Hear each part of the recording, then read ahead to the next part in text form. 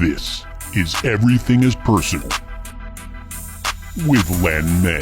Ladies and gentlemen, boys and girls, welcome to another episode of Everything is Personal. As always, I have my wonderful, today with a beautiful t-shirt, I must say, co-host, Mr. John Small. Welcome.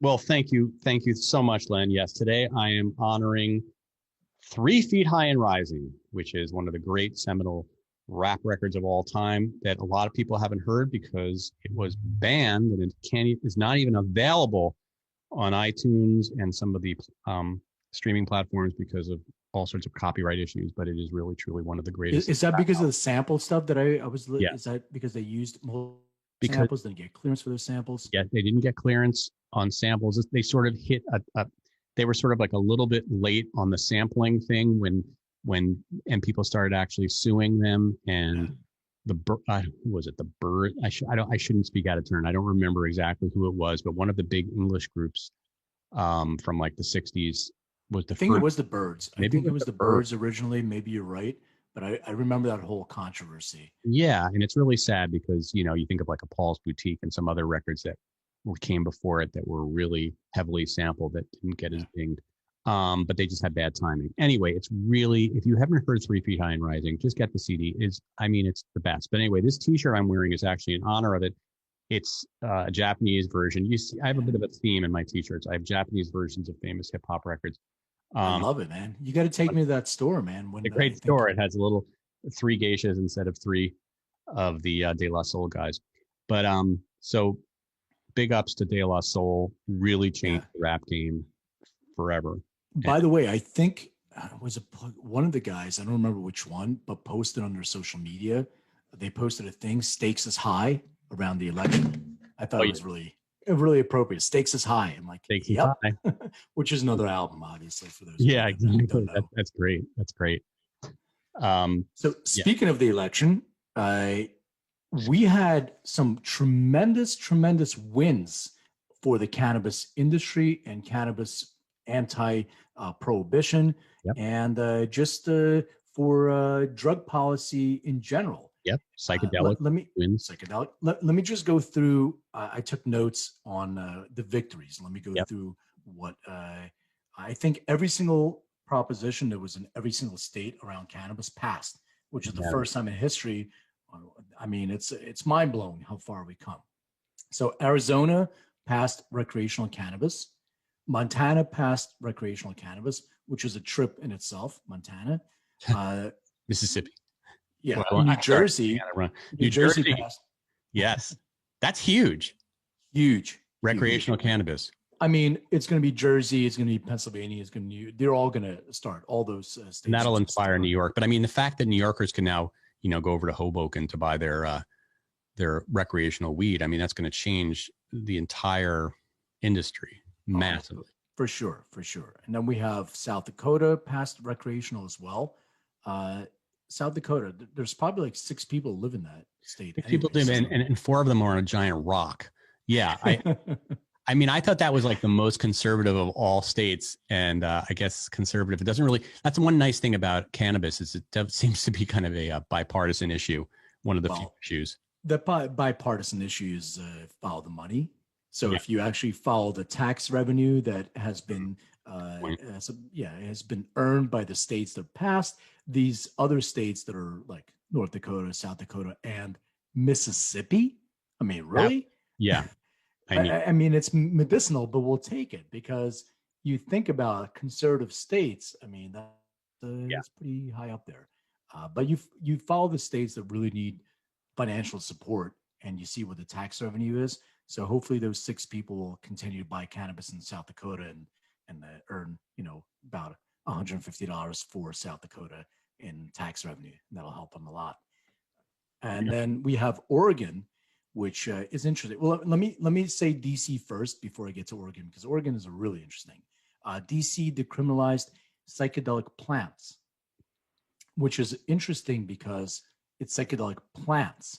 So that means that is a mushroom a plant? Right. So I'm not sure what that really means in DC. I think, I think it's considered a plant. There were unit. What's that word with an EU? Oh God, I should have prepped before I talked to you about this. But yeah, take this part out, Tommy, because I'm sounding like an idiot. But I believe it does apply to mushrooms, and the idea in DC is that you're decriminalizing these. It's kind of a gray area, right? Because you're not saying they're legal. You're just saying they're not criminal.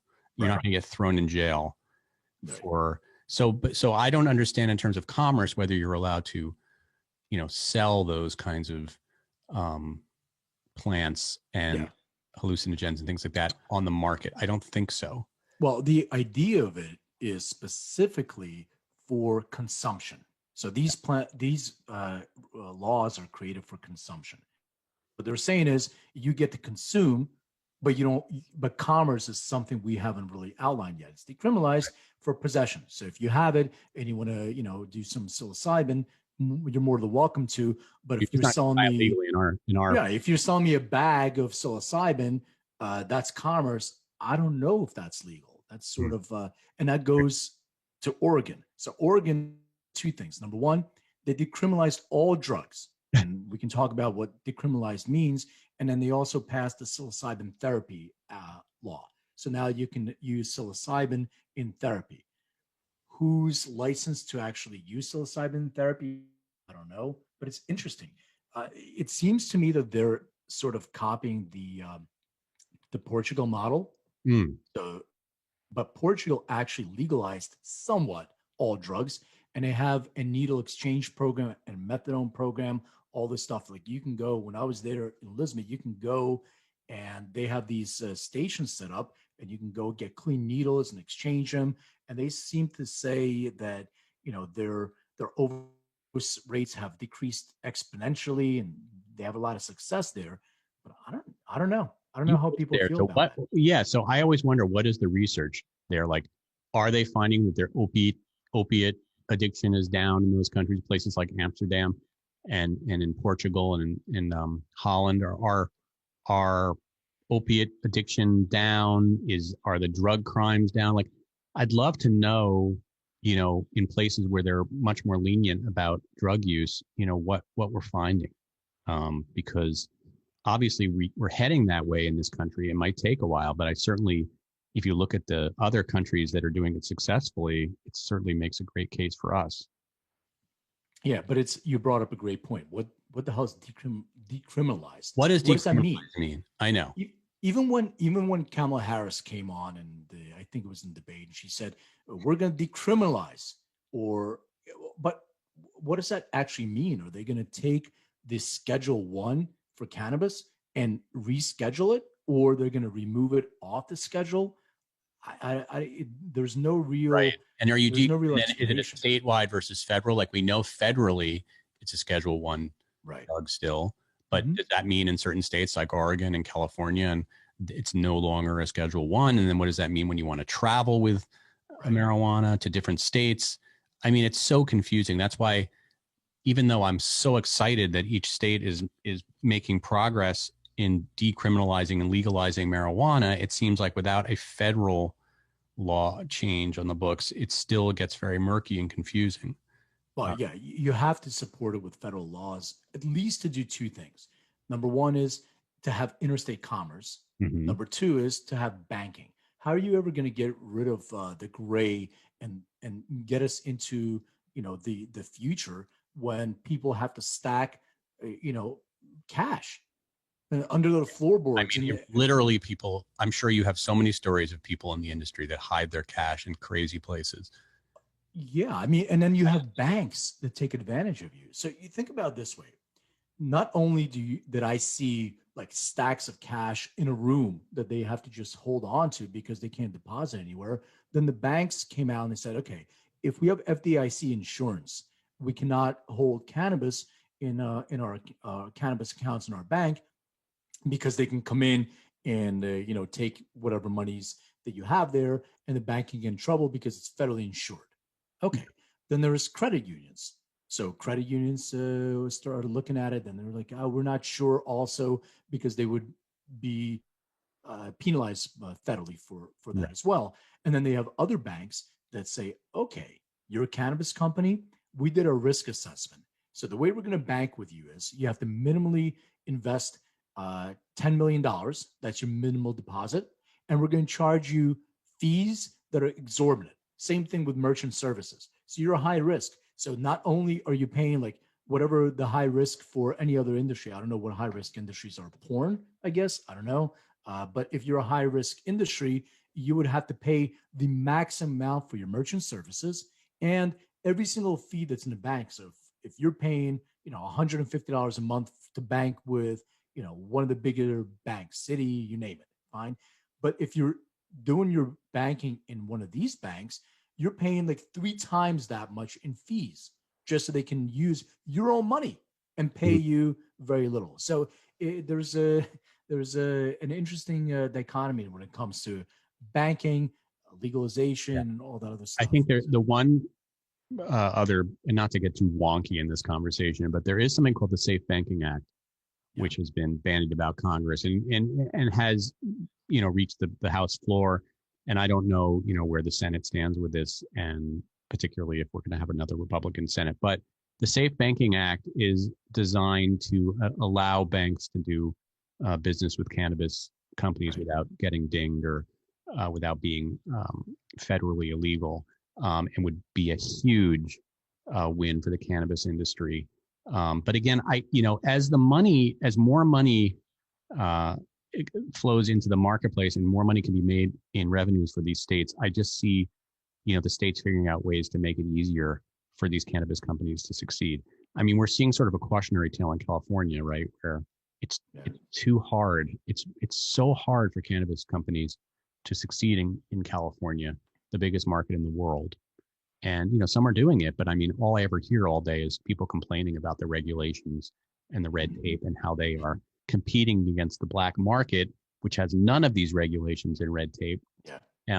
It's a problem. And I know that we're really in the nascent stages of this industry, and we'll figure this all out. But I think, to stay on the positive, the fact that the voters who are so polarized on pretty much everything seem to be in favor of cannabis legalization is really pretty impressive, and one of the few things that we can agree on both sides of the aisle. Well, you hit the nail on the head. That's exactly what I wanted to say. So I think, we're bored people enough with our political rants and all that stuff, but you definitely hit the nail on the head. That's what I wanted to convey is regardless how polarized, I haven't seen this type of division in this country in, I don't know, since in my lifetime. My lifetime also.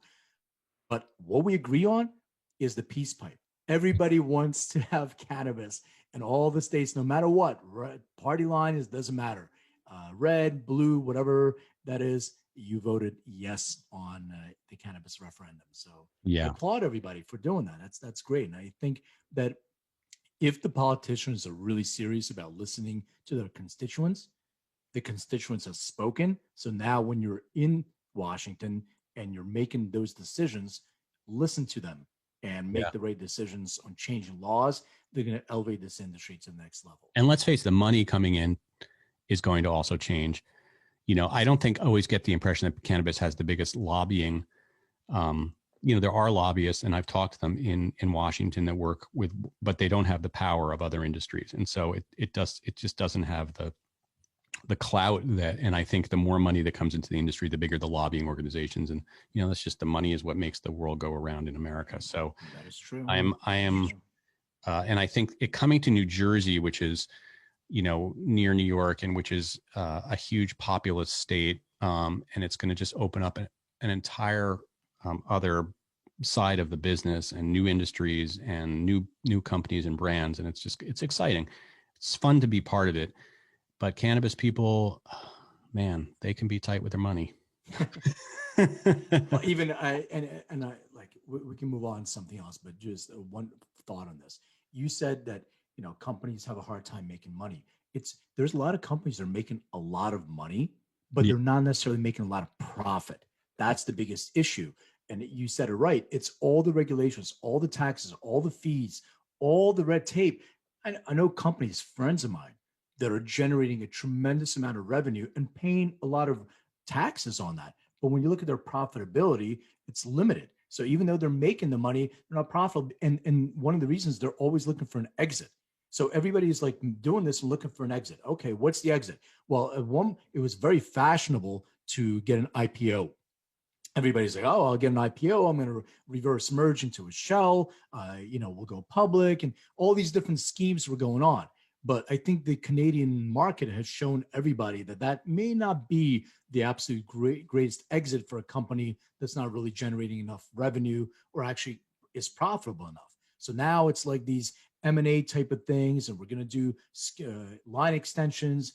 All right, let's see what else comes up. But there's always this thing with an exit. And I really feel like if we go back and say, we're going to make great products or whatever that is, and we're going to sell that to individuals to help them to alleviate whatever it is that they want to address and make money from that and be profitable, the actual exit will come to them instead of them looking for the exit in mind when they first start a company. Because I just don't believe that really fulfills a need. No, I think that's a kind of traditional way of looking at business. What's our exit strategy here? People getting into it just to quickly make some money. And it just doesn't work somehow in cannabis. I feel like the companies that really succeed in this industry are the ones that kind of got into it for the right reason, had the passion for the plant, had a respect for the history of the plant and the history of the movement to legalize. And it feels like all the people who come in, I get so many pitches all day long from these people who are kind of like these investment bankers that have like tried to cash in on this industry. They never do it right. And unfortunately, they are benefiting from the work, over, the last 50 years of cannabis, advocates, and now they're finally cashing. They don't know how hard it was 30 years ago. I wasn't around then either. I wasn't around in the cannabis industry, but I know that a lot of, we have to give props and much respect to the people who came before us to even make this possible where we are right now, because it wouldn't have been possible. I wrote a big thank you to everybody whose shoulders I stand on right now, because those are the people that actually you're legit. And I don't just say that because we work together, but you have a real passion for this plan and an enthusiasm for it that you're not in it just to make a quick buck. You believe in it. And I think that is important. Yeah. Well, I appreciate you saying that, but even from the investment banking standpoint, we Endo Canna Health, we go out as a company and people are approaching us to raise money. Okay. But it's even the approach they're coming to us. Like I've done this in other industries, but when they're coming to us, they're like, oh, pay us $100,000 retainer. Well, why would I pay you a retainer? If you're going to go out and you're going to invest money in me, you should know that this is something we're going to do. You have a success fee. So everybody is looking at us as sort of the lamb that they can prey on. And you're right about, we don't have enough, there's not enough lobbyists. There's not enough, there's no union. There's nobody that's overseeing this whole industry per se. So people can come and they can prey on people, even people who have been doing this for a long period of time, who have a passion for it. They may not have the business acumen to kind of avoid some of those predators. So now the sharks are circling around and they're taking advantage of a lot of these people. So I just want to urge everybody who's in this industry, who's been doing this, and if you don't have the business acumen, but you grow great cannabis, then partner with somebody that does, and develop the right agreements, use attorneys, and make sure that nobody's there to screw you over, because that's what's happening in this industry right now. Amen. Yep. Get off my soapbox. No, it's okay. Did you see my T-shirt? No, you haven't shown your T-shirt. Every day we've got it. Oh my goodness. Bark Moon Ozzy. God. So that's my old school Ozzy. You have to get me turned on to Ozzy, because I only know Ozzy, through, the Osbournes and I didn't grow up. I grew up in a time when Ozzy was popular. I just wasn't listening to that kind of music back then, but I remember everybody always talking about Ozzy. my son is kind of worships Ozzy Osbourne. So I love that you're respecting. I know that you know him personally. Yeah, well, that's Bark at the Moon, which is an amazing album. Yeah. But and we'll do when we do our Have You Heard, not today, but we'll do it. I would love to do an Ozzy. Yeah, I will do an Ozzy one for you. But just you know, there's the Black Sabbath Ozzy, which is you know, I have an album somewhere in back of me. And then there is Ozzy solo, and there is continuation of Ozzy solo. So there's his first Ozzy, and then there's and he's been, you know, consistent. Even his newest album, you know, just having the I don't even know if it's like pleasure. It always blows me away. There is a personal relationship here. It just blows my mind that I can have this mentor type of relationship with somebody who I looked up to for so long and happens to be such a down to earth, beautiful human being. Music that is this talking passion. Hear music from this person that's incredible, and then, you know, like listening to it a week after that with Post Malone, with Travis Scott on this album, and having my daughter listen to like stuff that's I listened to 30 years ago, but it's modern and new. I mean, that's a testament to somebody that is legendary. I mean, think how many people that were like Ozzy Osbourne back then, you know, that you know, their music, you know, their music from back then, but they haven't lived on past the 70s. And Ozzy Osbourne, it's like he's everywhere. Like you said, he's on Post Malone records. He had a hit television show. Yeah. And everybody's like, everybody knows who he is. Like, how did somebody like that, you know, just to keep that kind of staying power? Like, there's something there. What do you think it is? What's the secret?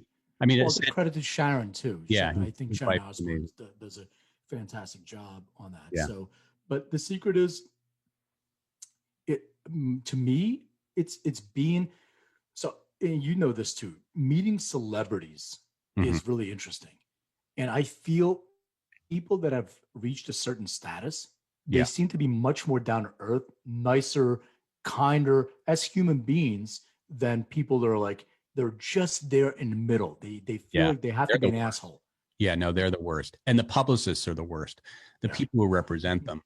But yes, I agree. The higher celebrities I've met up on the chain of celebrity, the nicer the people are, and more reasonable. And like, you're always like, wow, you know, it's like the difference between the time I met Carmen Electra, who was difficult, to the time I met Snoop Dogg, who was not. Or maybe I can. Snoop Dogg was high, probably, so he was cool. He was super cool. I'm just trying to think like of the big celebrities I've met in my life. I mean, you're right. The higher they are, the nicer they are. I don't know what that is. Maybe it's because they have less. They have to put on less of an act. They can be themselves. But you know what? If somebody's a douche, regardless of how high up they are, they're always going to be a douche. Maybe at some point in their life, they have to act like somebody else. But now they reach a certain status, they can be themselves. But if themselves is an asshole, so they'll be more of an asshole. Yes. But it just seems to me that some of these people they're already good, nice people. And just because they're a celebrity, they're just being themselves. When you meet celebrities, and you've met a lot, do you get the sense that like they're a celebrity because they have some sort of like charisma, or like they just have it? Or do you think that you are just projecting that onto them because you know they're a celebrity? Like the time I met Jennifer Lopez, I remember thinking to myself, like, am I thinking like, wow, she's kind of cool because she's Jennifer Lopez, or because she actually really has like kind of an energy about her that it's like a little bit more than most people you meet, you know? To me, it's all about energy, and not to get really hokey. And I believe in this 100%, regardless if you're a celebrity or you're not a celebrity, you walk in a room and you're attracted to certain people.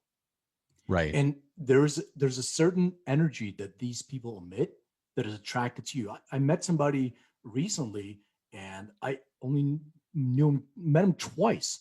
And I was telling my friend, I was like, man, I love this person. Like, what do you love about them? I'm like, I don't know. I don't really know. I'm not clear, because it's not like they're giving me, you know, life advice or something. That there's just an energy that is so attractive that it makes me want to be around that person.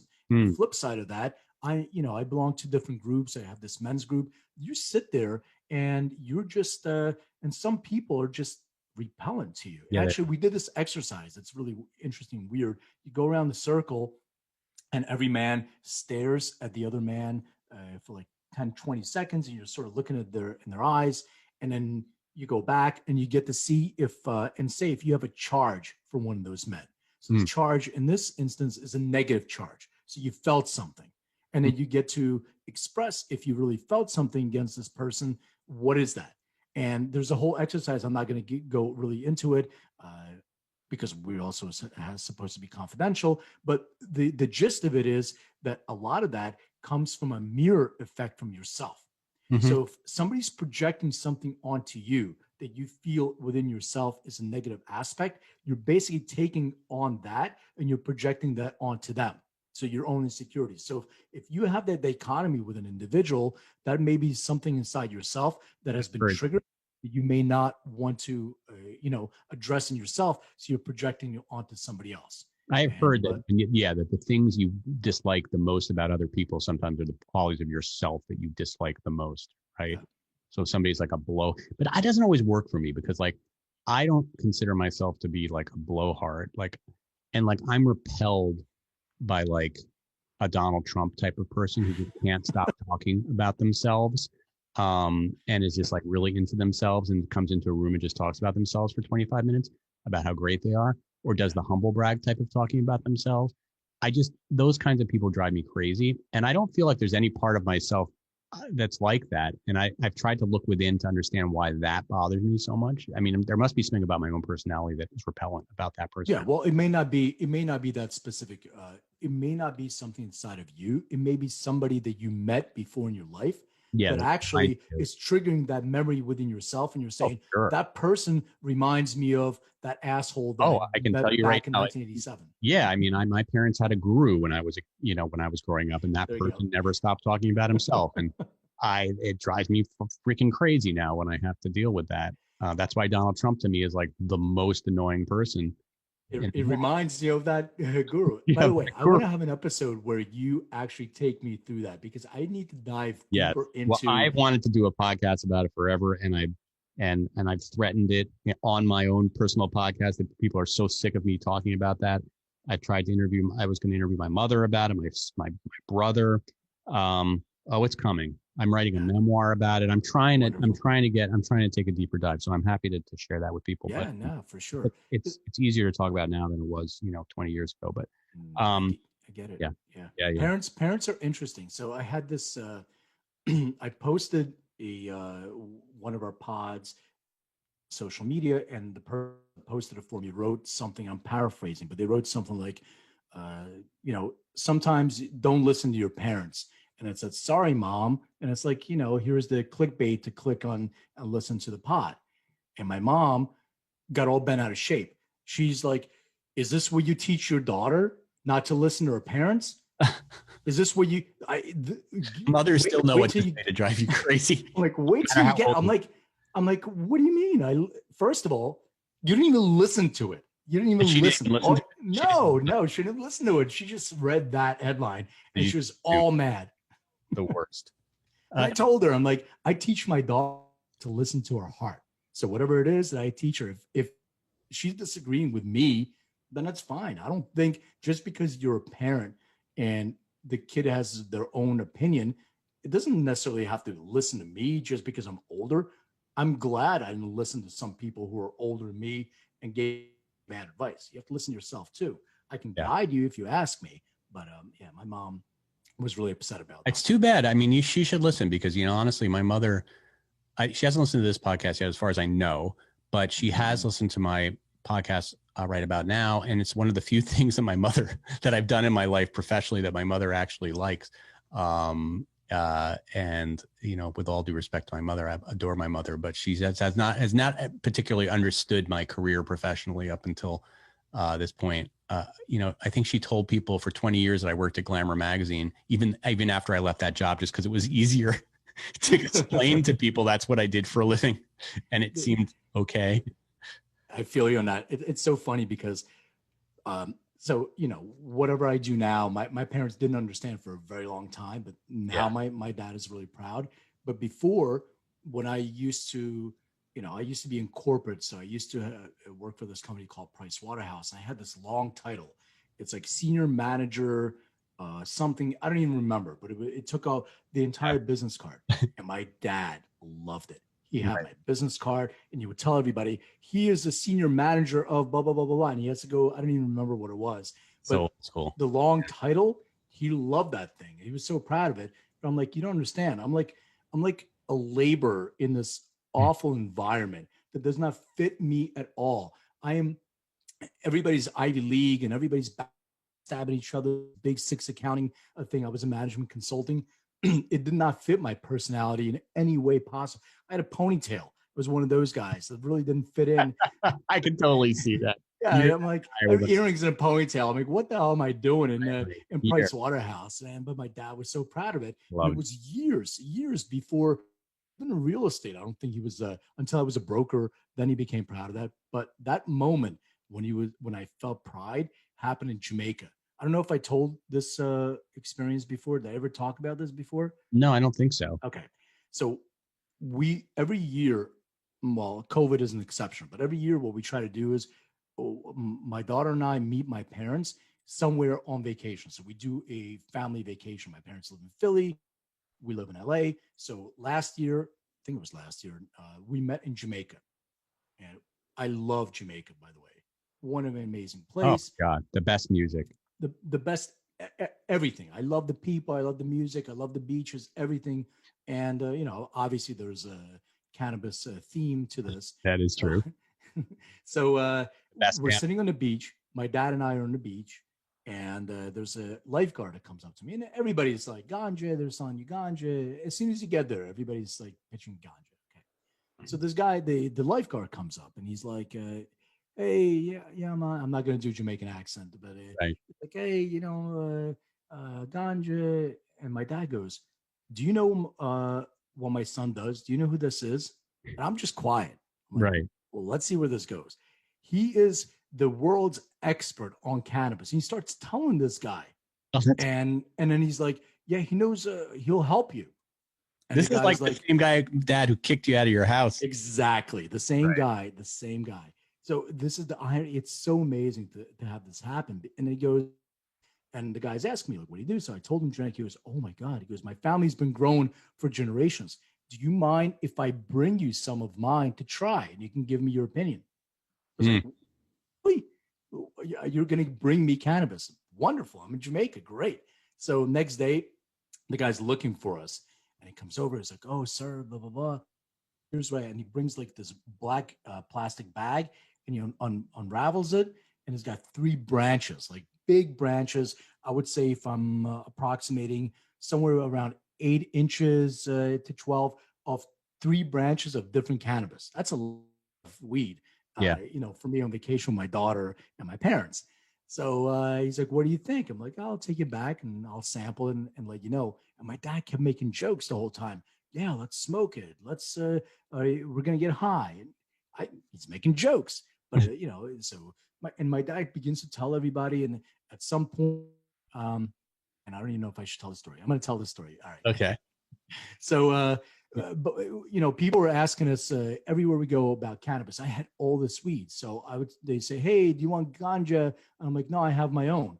Like, oh yeah, really? I'm like, you want some? So I would give away, instead of tips, I would give people ganja that I got from this guy, cannabis, and I would leave it as a tip for the maids, and everybody loved it. They're like, oh man, we're getting cannabis.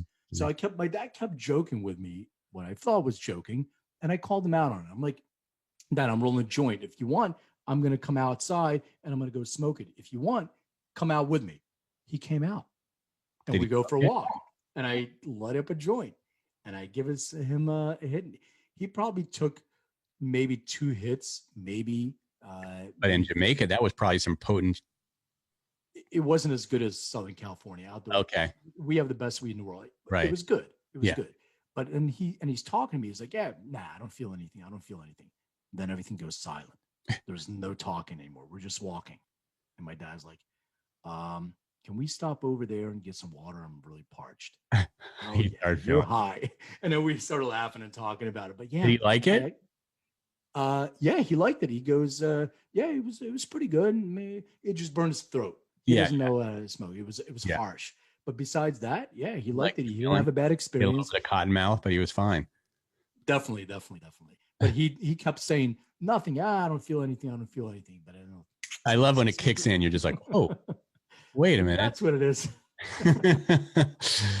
Yeah. So that was a fun experience. That's like awesome. that. Mhm. What happens in Jamaica clearly does not stay in Jamaica.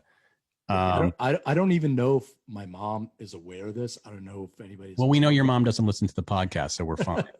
She will now, because I'm going to tell her. The one Just listen to episode that she listens to is, and she's going to say, Stanley, you got high? I don't know. Your Alex, it's Alex. Alex, you got high?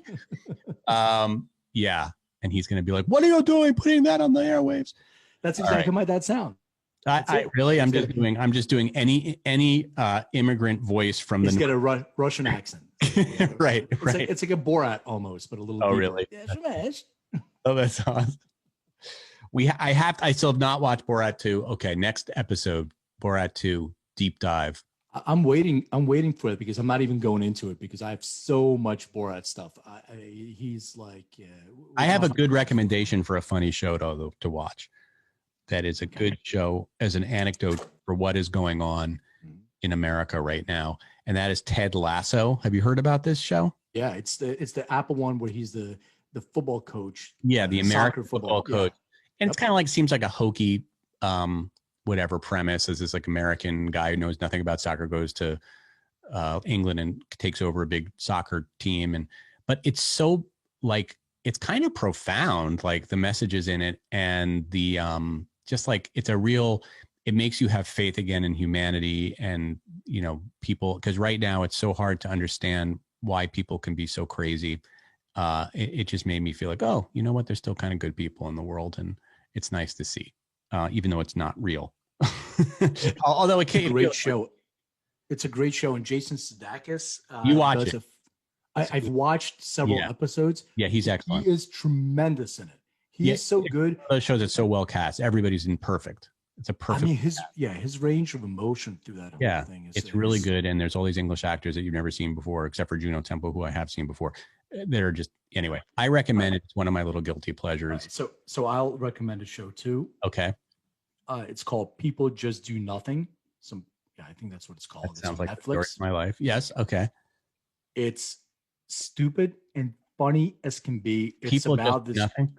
Okay. Yeah, it's about this group of 30-somethings that have a radio station that only, goes out to maybe like 50 people, but this is their life, and they just do nothing. And their wives or spouses, they actually work, and these guys just get around and they do. It's sort of like hip hop, basically, where they perform on the mic, and the one guy DJs. And they just sit around getting high and thinking about their next radio show. And it's just so funny. It's a British show as well. Oh, I would love that. Super funny. And the music, these guys are actually pretty good. But they just do. Sounds like my kind of show for sure. Absolutely.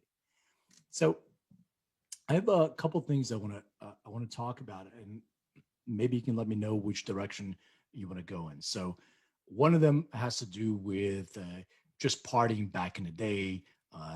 It's interesting because I was talking to a friend of mine about how it was to go clubbing and party in LA. And I didn't grow up here, so I have no idea.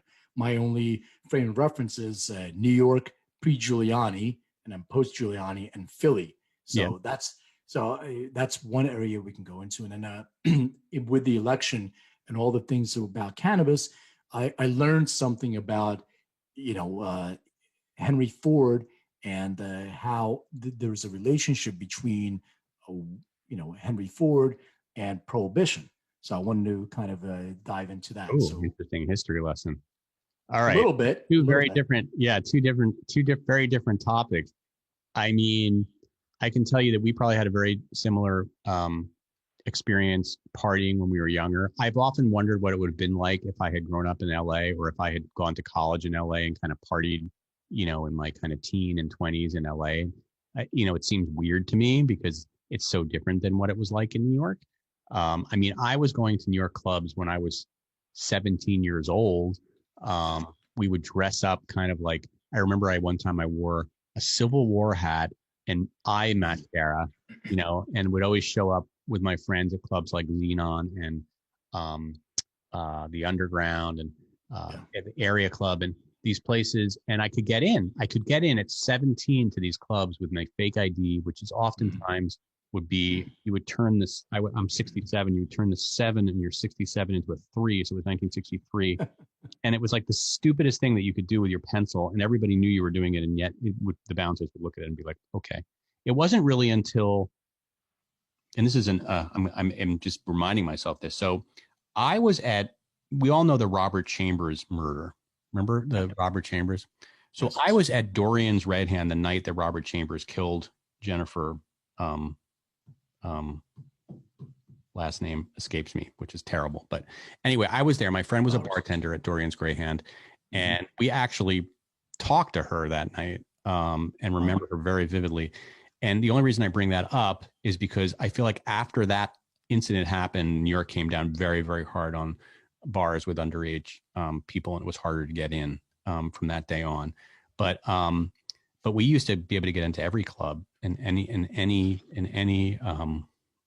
situation. The only time I would ever get rejected is it because I didn't have a woman with us. If we went with 5 guys, we couldn't get into one club. We could stand on line for hours. The doorman would just look over us, and they used to handpick people, and they would just pretend we weren't even there. We're just like, but I can't imagine letting scrawny me at 17 with my Civil War hat and eye mascara into a club.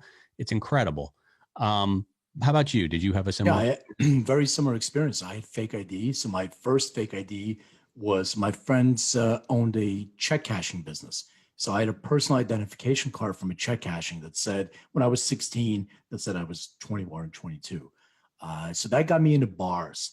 It didn't get me into like the really great clubs until I got a fake Maryland driver's license that said I was 25.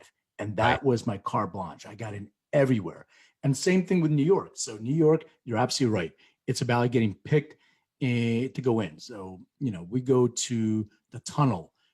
We go to Twilo, we go to Palladium, we go to Limelight. Yep. All those places. Yeah. Underground, Sound Factory, Save the Robots, you name it. But which was after hours. But this is the thing. So let's talk about like Tunnel or Twilo. We go in. So I did some work for Dewar's Scotch, and I had these promotional pins that had these flashing lights. So in terms of dressing up, I took all the buttons out of my shirt and I put flashing lights on instead of the buttons. So I had that, and I had a crazy hat, and I had these crazy raver glasses, right? Big bell-bottom pants. The crazier that you can look is like, oh, them, they're going in. They're going in, and they're going. And it was incredible to be able to go into these clubs. And most of the clubs that I went to were predominantly gay. Like I would say, at the very least, it was 50-50, but at the most, it was maybe 70-30 and so on. And the music, we followed the DJs, all the house music DJs. Eric Murillo just passed away, this, I don't know how many months ago it was, but listening to Eric Murillo and Danny Teneglia, Armand Van Helden, these guys, this was like, they were legendary. Amazing to be able to go to these clubs. And I was in.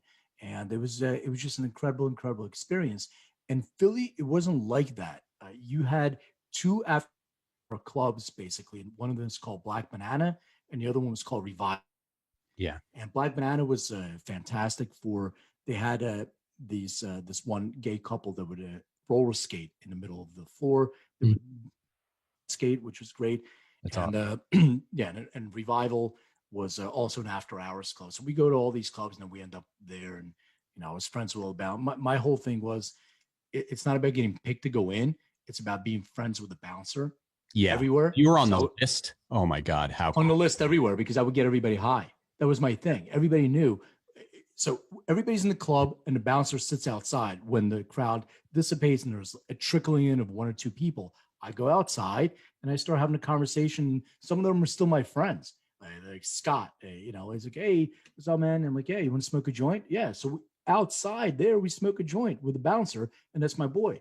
And then same thing with the DJs. I made friends with all the DJs. I walk up, and as they're taking a break, we smoke with them as well. So that was my in. That was my in was that I could dance back in the day, and I was in a breakdance crew. I don't know if you knew. Me too.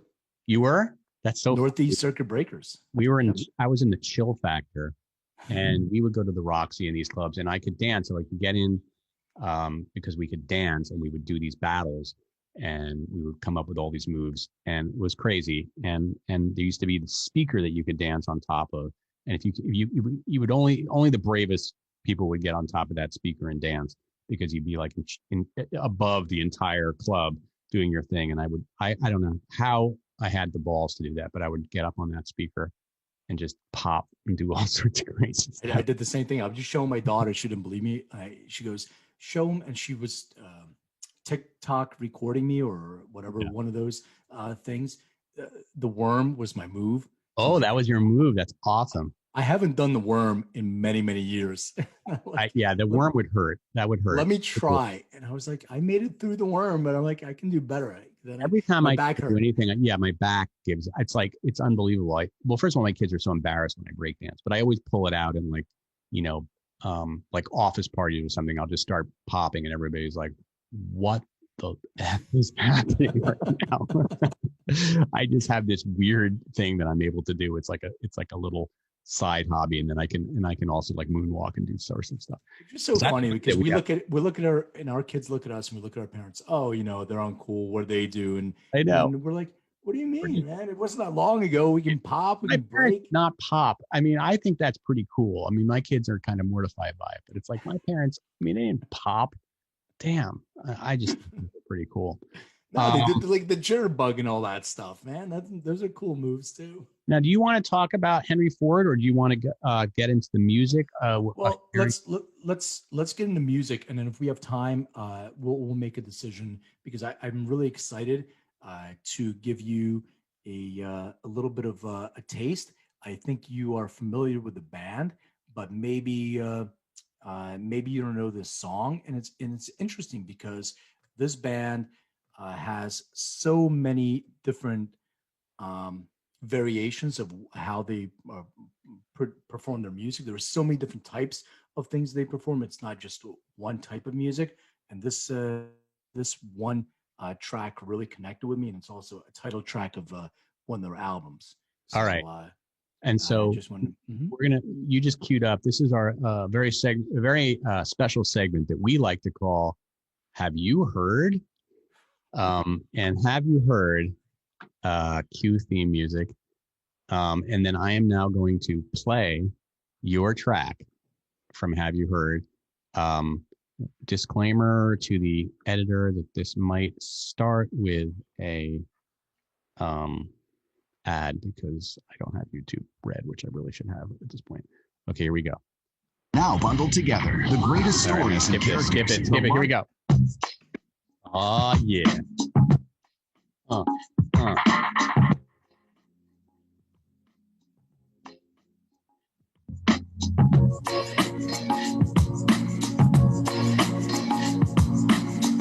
There is no guidance in your kingdom. Your wicked walking by in love. There is no wisdom to your freedom. The richest man in Babylon.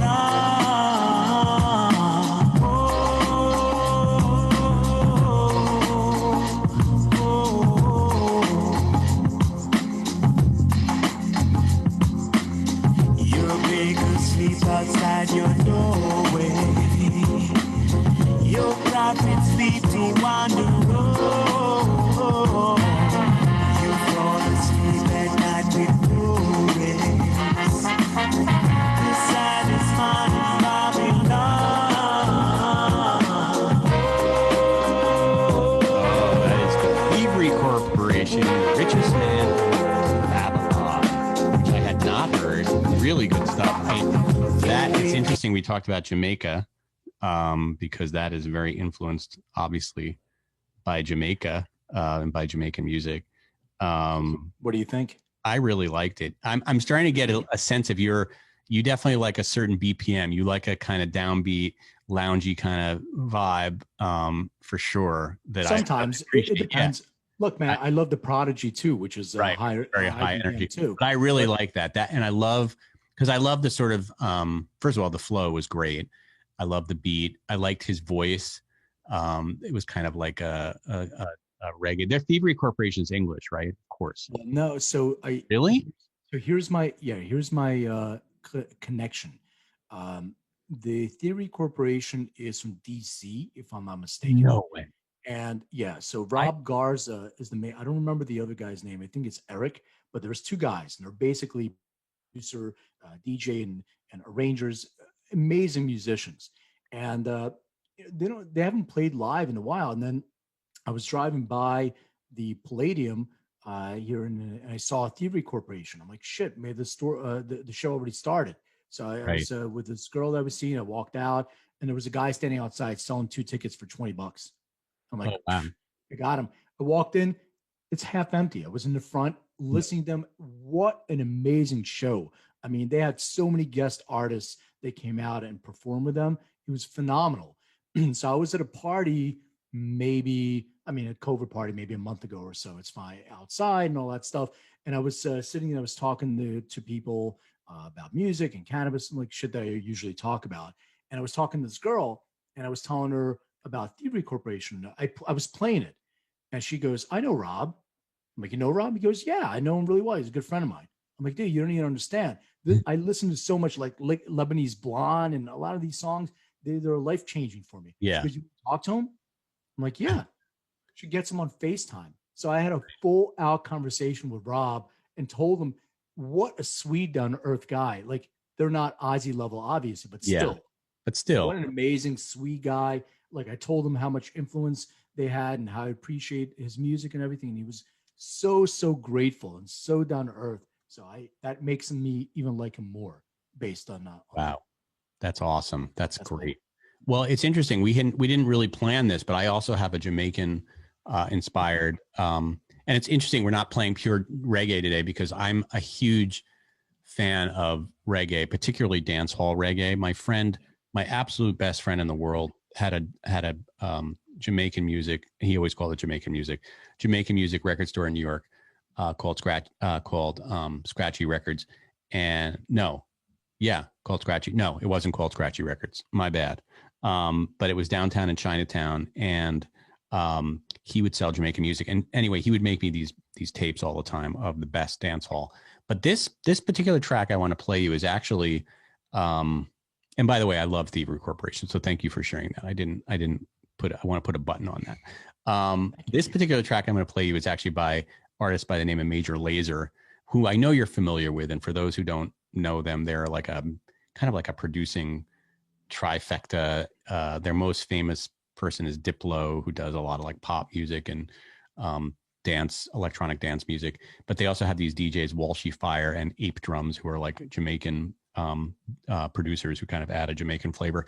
And I don't know where I heard this song, but it's called Original Dawn. And I don't even know if the actual song itself is that great, but the buildup of this song, which I'm going to play you now, is one of the great sort of feats of producing. Just the tension it builds until you get to the part where the release happens is like just brilliant. And plus it's reggae, so you'll appreciate the flow. So here I go.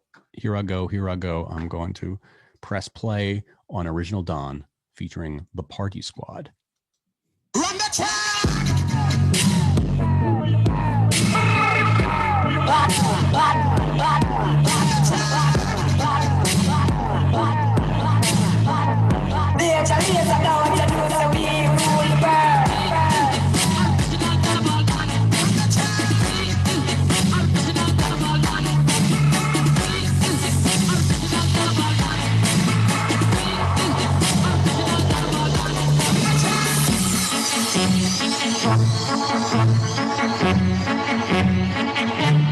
Run the track!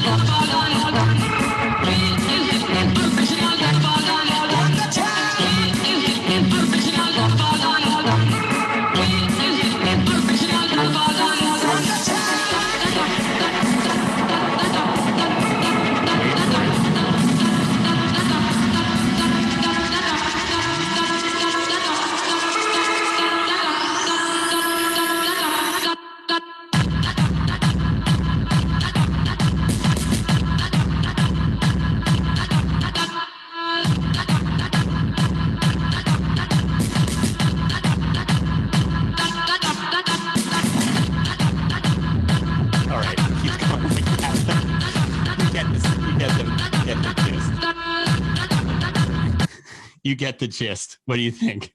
I love it, man. Wasn't Great. that best? It's great. It's so cool. Yeah. It was like the greatest buildup of a you don't see it coming because it's so like kind of traditional, like doing, I don't know. I just thought it was brilliant, kind of It's productive. great. Yeah. Yeah. And they don't play this kind of music in clubs in LA. Then we were talking about this club thing.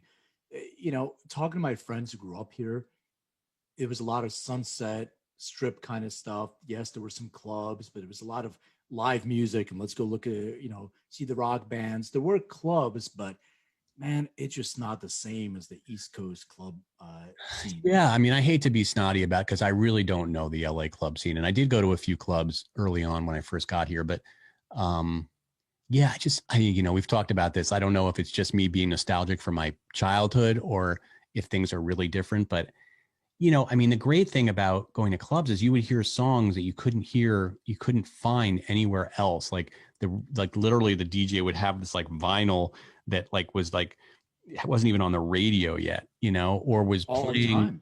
And belong to this really clubs, dance right? station. The record clubs too. Yeah. Like if you get a mail to you, because when I was a tower, and I just interrupted you, but like I just want to say when I was a Tower Records, you belong to this record club, and in your home, Nervous Records would send you, Dirt Free or whatever it is. You're like, homo use only. Well, yeah, that's pretty exciting. Now you can go on YouTube and find anything, or Spotify or whatever.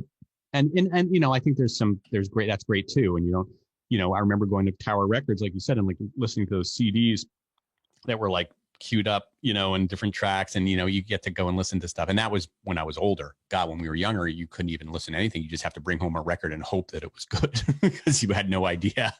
But yeah, I loved it. And I'll never forget hearing certain, songs for the first time in a club, like Ain't Nobody by Shaka Khan. I remember that just coming on one day and just being like, this is the greatest song I have ever heard in my life. And it just, it never sounded, it could never sound as good as it sounded that night in that club, and I would go and buy the record and I'd be like, oh, well, it's a great song. It wasn't like it sounded at Xenon at 3 o'clock in the morning. No. And the remixes, that's the whole thing, because you're getting that DJ's interpretation of a remix already.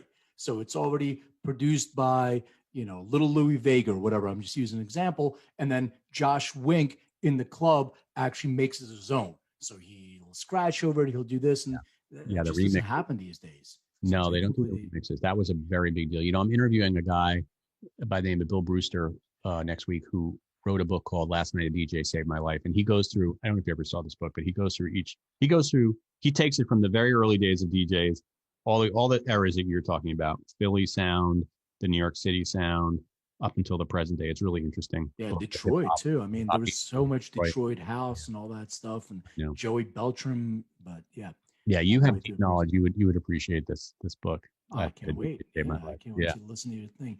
I have a correction to make and a suggestion. So the correction on the show, it's not some people, it's people just do nothing, not some people. So okay. I'm going to correct that. People just do nothing. The name of the radio station is called Corrupt FM with a K, just like Corrupt Kush from back in the day. And go ahead. I have a question to make too. I mentioned Robert Chambers, and I didn't mention Jennifer Levin, who passed. But I feel like not say her name. Respect to the dead. There, I want to just make sure I say her name. Cool. So the suggestion, not cool about Jennifer, what happened, but just cool the name. I'm going to preface that. Let's save the Henry Ford thing for an episode that we're going to go into with just the history of prohibition. Everybody knows, but we'll put a little bit of a twist on it. We'll see if we can connect some conspiracy theories based on my research and what I kind of deduced. And I'll put it out there for people to comment on and say I'm full of shit or not, whatever it is. I'm just going to bring out facts, but then I'll make my own interpretation of what I feel the connection is. So, let's do that on a future episode. Again, after that. I have a question for you. Yes. Have you ever been arrested? No, I saw that on your list of questions. I wish I had a good arrest story. The best story I can have. This is how unarrested I've been, but this is the closest I've been to being arrested. I was in Martha's Vineyard, this, that hotbed of urban strife. And I guess I got nervous because there was a cop. It was late at night, and I wasn't drinking. I was fine, but there was a cop behind me, and he was very close. And I got nervous, and I started not speeding, like going too slow because I was nervous that I was going to go too fast. And he put his lights on. He pulled over, and he had me pull over. And I got out of my car. I've never done this before. I don't know why it was coming over me, but I sort of got out of my car to explain. Sorry, officer, I didn't mean to go too slow. Literally, as I got out of my car, he opened his door. He drew his weapon. This is in Martha's Vineyard. Drew his weapon, got behind the doors, get back in the car, and and said like, hands up, I got back in the car. That was the closest to being arrested I've ever been. God, I need to get arrested. I need to have that on my. Well, you have white privilege, so if you weren't white, oh my God, the cop would have shot you. Well, in Martha's Vineyard, if that was an Oak Bluff and I wasn't black, I would have been killed. Yes, I will be the first to admit that. Can you imagine me getting out of my car? So yes, okay. White privilege. Yeah, I've been arrested, several times. For the sake of time, I'm not going to go into a lot of details, but there was once. The first time was for being. We had a Jersey Shore house in Wildwood, New Jersey, and we were being very loud, doing shots of Mad Dog 2020. And my friend was doing the preacher from Coming to America. He did a fantastic job doing that. We were so loud, we didn't realize that the cops were actually raiding us and coming in. So we were like in shorts and doing this thing and yelling and drinking. And, so we got arrested for the underage drinking. The second time was for trespassing. After I get kicked out of high school, I went back to pick up my girlfriend. They arrested me for trespassing. And there was a couple other times. There was 2 times that I got arrested for the same kind of incident and cannabis related stuff. And there was one that was more serious than that with credit cards and all that. Wow. But yeah, it was somebody said that I was doing something where I was just the driver. I wasn't really aware, but regardless of the fact, I was treated differently by 2 different cops. And it was just interesting because one of them was really nice and said, hey, put the cuffs on, make sure they're not too tight. Are you okay? Got me in and had a conversation, and it was fine. And the other one put the cuffs on so tight, threw me in the back of the paddy wagon, didn't buckle me in. As they were driving, I was getting bounced around the paddy wagon, could have broken my neck. And I had blood on my wrists from that arrest, from the handcuffs. After they didn't even allow me to call anybody for a long time. They really tried to make a point of this arrest. And I'm just saying that we talk about police and defund the police and race, and I'm not getting into any of those things, but I'm just saying that 2 different police officers acted completely differently towards me for the same type of incident. I wasn't being an asshole either time, but this is just something they wanted to convey and prove that one can be nice and still end up doing the same exact thing, arresting me, and one of them is going to be an asshole. So I think that being able to emphasize that is really, really important, that you can be treated differently.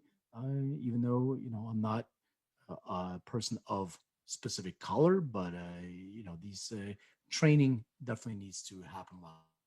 A lot of these incidents. And let's just not use the term decriminalize the police. The worst named, not decriminalize. Defund the police. Let's not use the term defund the police. One of the worst phrases that has ever come out of any movement. I am a supporter of the premise of that, which is to basically reform the police. Yes. But defund the police was just idiotic. I think reform the police is a much reform the police. Why do we have to say defund? Nobody wants to take money away from the police. Okay, I'm sorry. I'll get off my high horse. Yeah. Well, so the last time I was arrested, I'll just tell the story and then we're good. But I was in Mexico, which is an interesting place of, I used to travel a lot around the world, but I was there on vacation. And my friend timeshare, he met me and we were out he decided to go out of the resort, and we were in Puerto Vallarta. So it's like outside of Cancun, touristy area, and walking down the street, and we decided to smoke a joint. Smoked a joint, and then he said, "Hey, I want to go somewhere. There's a local place." Started talking to this cab driver, and this cab driver said, "No," and sort of go there. And we started walking. All of a sudden, both he and I got tackled, thrown against the car. I got punched in my side, handcuffed. And, there's this whole thing, the walkie-talkies, they're going to call the paddy wagon, and he's going through, and he's like, drug. I'm like, I don't have anything on me because I finished my joint. Yeah. And then he started going through my pockets, and he found a multivitamin. So I was in Mexico, I'm going to take my vitamins. And he's like, "Oh, I found it. There you go. Here's the drug." And I'm like, "That's a vitamin." Right. I'm like, "Dude, I'll take it." I'm like, "You take it right there." No, that's it. You're going to jail. I'm like, "Oh shit." All right. Well, I'm there with my daughter, my parents are in the nothing hotel. more relaxing than the idea of going to a Mexican jail. Yeah. Oh, dude, I was just like, I was definitely nervous. So Yeah. the guy starts going through my pockets, and he pulls out my wallet, and something possessed me to start yelling, "Hey, you're robbing me. You're taking my money." So Yeah. he took my wallet and put it back in my pocket. Really? And that fear went away, and I was like, "Aha, this is a transaction. Now I understand." So Right. I said, "Hey, you want dinero? You want money? Or what's up?" He goes, "See." All right, I handcuff. So I went one of my pockets, not my wallet, but I had 20s in my pocket. So I counted out 5 20s without pulling out my money, gave it to him. And he went, made the scene, went to talk to his partner in crime and blah, blah, blah. And then he let us go. So we got off. I had a similar experience in Tijuana. $100. Got pulled over on the road when I was driving to Rosarita, and the guy pulled me over, and he said I was speeding. And he said, "We can take care of this here, or I can take you down to the station, and we can take care of it there." And I was like, "Why don't we take care of it here? What can I do for you?" With 100, how would Mr. Franklin be good? I mean, it was so corrupt. It was unbelievable. It's crazy, but so the concierge told me, first of all, when the guy hit me, he hit me with a cattle prod. So I had an electric cattle prod. So I had a triangle on my rib for like 2 months. It was like a burned triangle. That's why he hit me so hard. He's a little guy, man. I was like, "Man, I don't know. I can probably take this guy, but whatever." Yeah, but the guy told me that there's 3 levels of this. So level 1 is that, and if you're not smart enough to figure out to pay them, they get you in a paddy wagon, they drive you around, scare you until you go to an ATM and you withdraw money. And the third one, if you're still stupid, you go to a Mexican jail, the judge is not available, and they scare you, whatever, and they make you wire money from the family. So I got off on level 1, smart enough, $100, probably some of the best $100 that I've ever spent in my life. Yes, and disclaimer: we're not Donald Trump here. Not all Mexicans are racist. It's not a shithole country, and it's not a shithole country, and they're not all drug dealers and rapists. I love Mexico City, one of my favorite places in the world. I had the absolute best octopus pollo taco there ever that I had. It's the best food. Oh, God, octopus tacos are incredible. No, but unfortunately, the corruption there is unbelievable within the police department, and honestly, even here, it's just probably a little bit more hidden. It's all over the world, man. Like when you get pulled over, you used to get pulled over in Russia. They give you the driver's license and the documents go. They hand it back to you. You put money in there and you give it back to them. They see, okay, they hand it back to you. You put more money in there, and then that's enough. And then they give it back to you. Listen, I had to end this on a theme. Jamaica. My driver, we got pulled over. He said the policeman told him they have to pay us. We're not going to let you go. And so I just gave my driver like $100 and they let us go. So yeah, it happens everywhere, even Jamaica, the wonderful country of Jamaica, one of my favorite places in the world as well. So yeah, what are you going to do?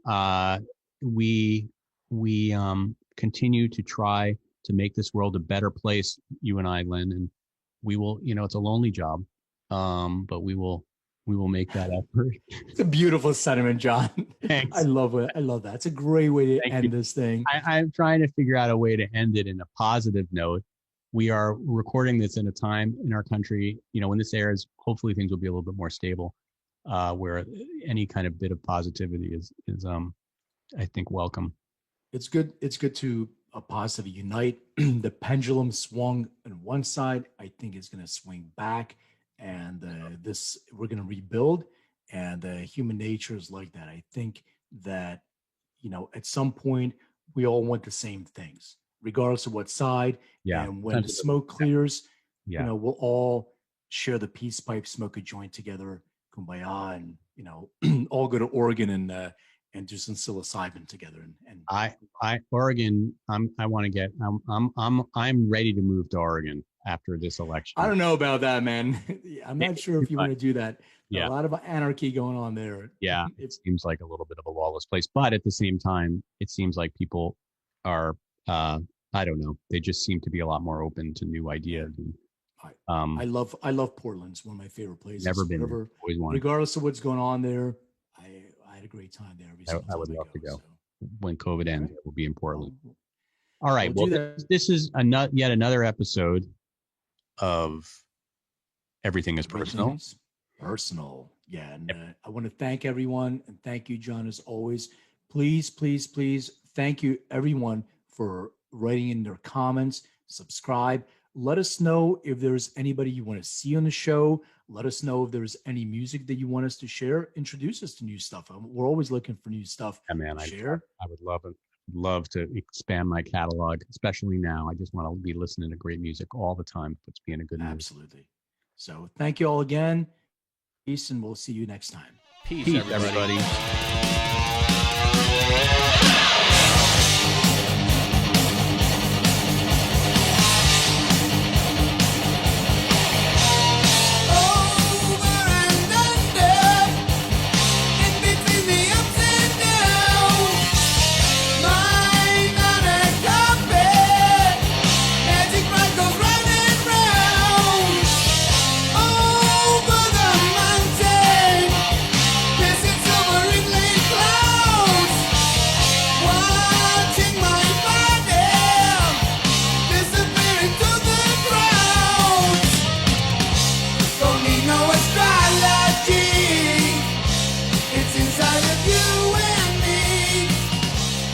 Don't need a tear.